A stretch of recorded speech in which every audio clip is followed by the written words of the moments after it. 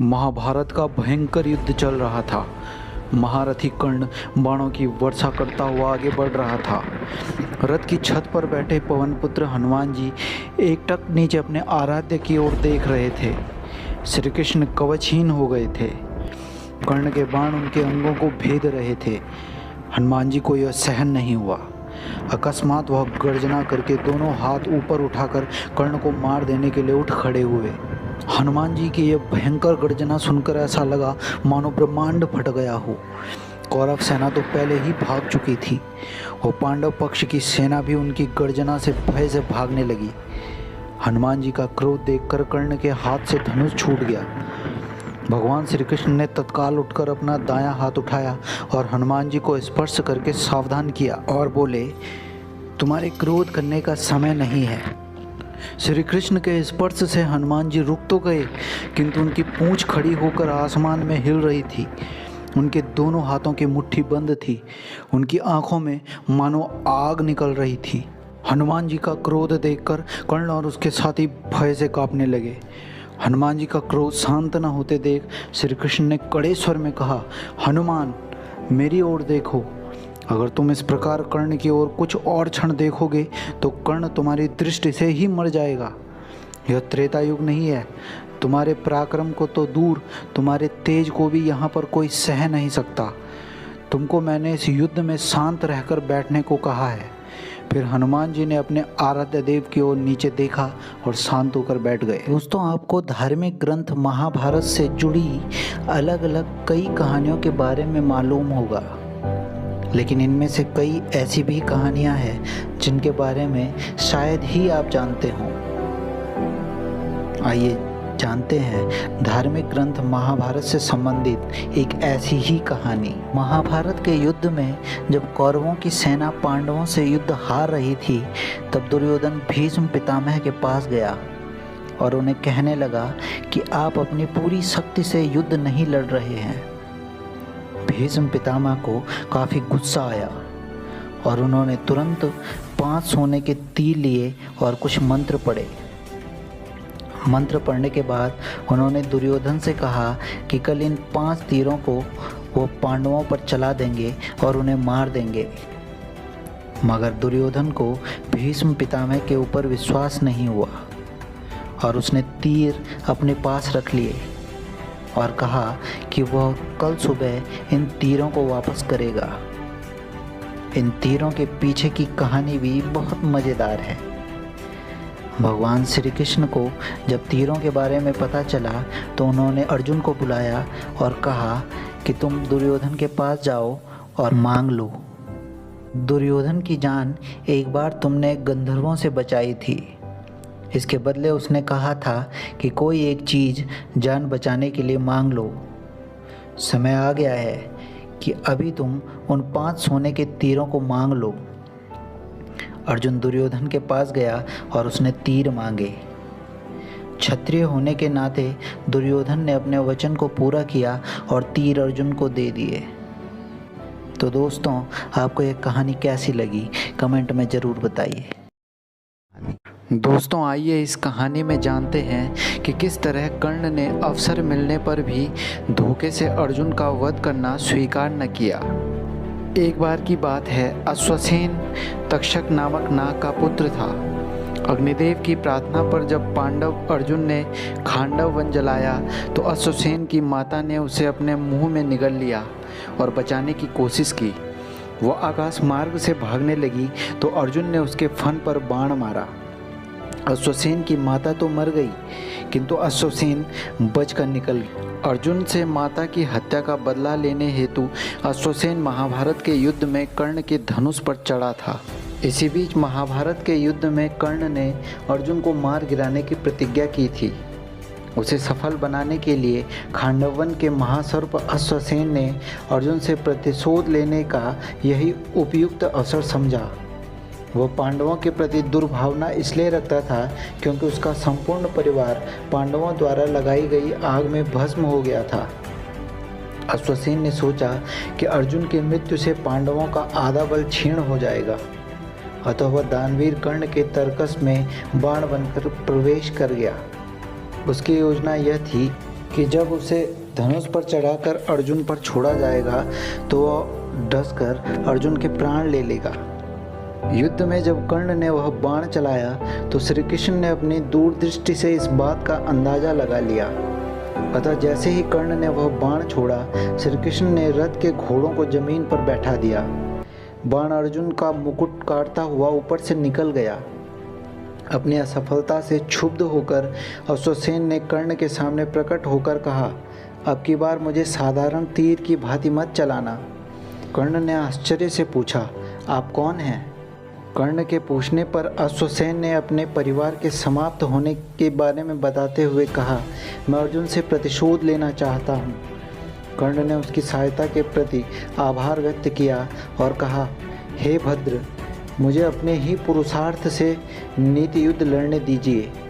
आपकी अनीति युक्त छद्म सहायता लेकर जीतने से तो हारना ही अच्छा रहेगा। मैं छल से कोई युद्ध नहीं जीतना चाहता। कर्ण की नीति निष्ठा देख अश्वसेन खांडव वन लौट गया। दोस्तों, कर्ण के इन्हीं सभी गुणों को देख शायद आज भी लोग अर्जुन से ज़्यादा कर्ण को पसंद करते। दोस्तों, महाभारत के युद्ध में पांडवों के हाथों सभी कौरव मारे गए। इनमें से एक विकर्ण भी था।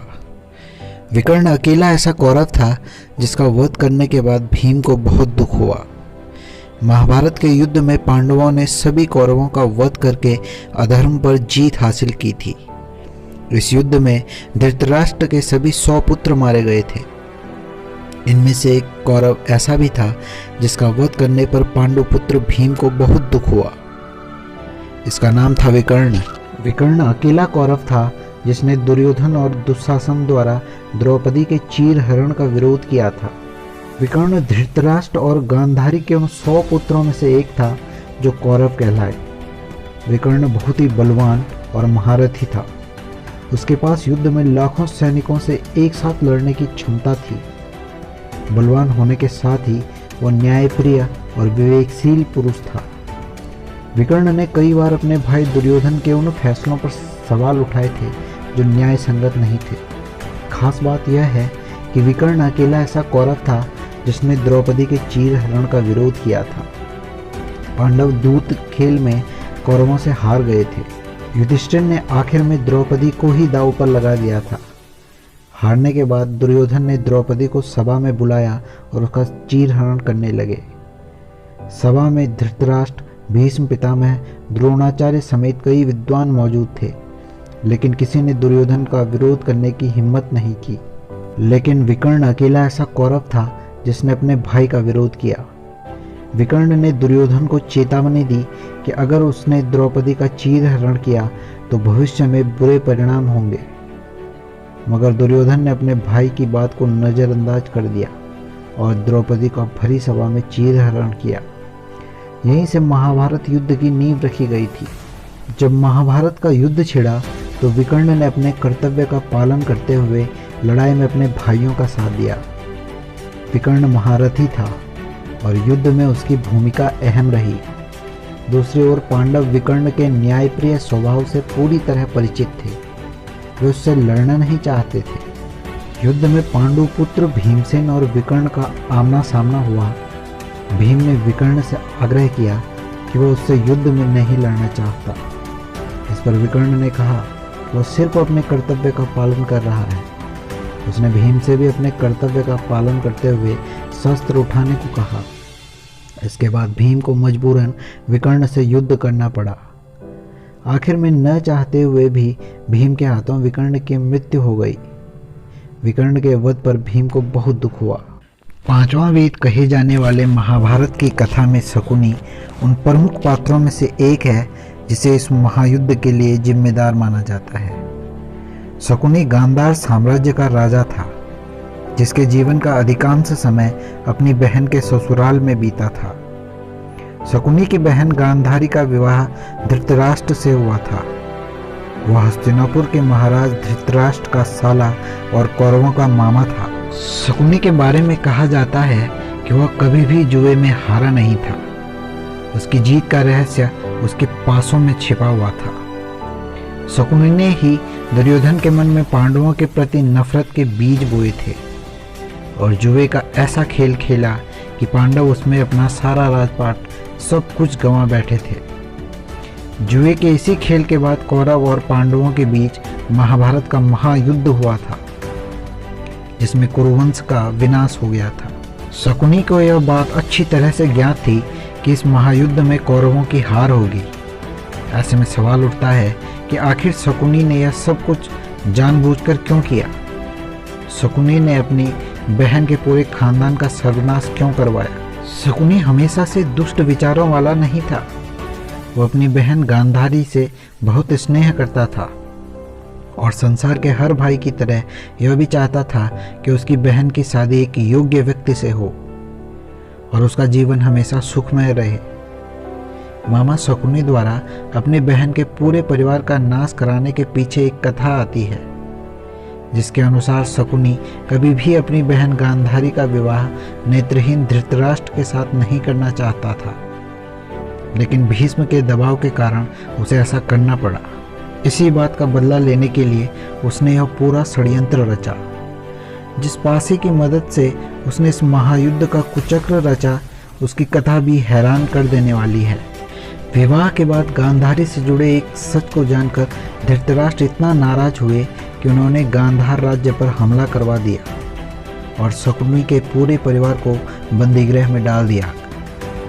बंदीगृह में कैद उन सभी को इतना ही भोजन दिया जाता था कि वह धीरे धीरे भूख से तड़प कर मृत्यु को प्राप्त हो जाएं। ऐसे में शकुनी के पिता ने तय किया कि सभी के भोजन के हिस्से से किसी ऐसे बुद्धिमान और चतुर व्यक्ति की जान बचाई जाए जो भविष्य में अपने साथ हुए अन्याय का बदला ले सके। अंततः शकुनी को बचाने का फैसला किया गया, लेकिन वो अपने इस प्रण को भूल न जाए, इसलिए सभी ने मिलकर उसके एक पैर को तोड़ दिया ताकि अपने परिवार के अपमान की बात उसको याद रहे। उसी के बाद शकुनी लंगड़ाकर चलने लगे थे। शकुनी के पिता जब बंदीगृह में मरने लगे तब उन्होंने शकुनी की चौसर में रुचि देखते हुए कहा कि तुम मेरी उंगलियों के पासे बना लेना, इनमें मेरा आक्रोश भरा होगा, जिससे चौसर के खेल में तुम्हें कोई हरा नहीं पाएगा। पिता की उंगलियों से बने पासे से चौसर खेलने के कारण ही शकुनी हर बार पांडवों को हराने में सफल हुए। दोस्तों, अगर आपको हमारी ये कहानी पसंद आई हो तो प्लीज़ लाइक, शेयर, सब्सक्राइब करना मत भूलना।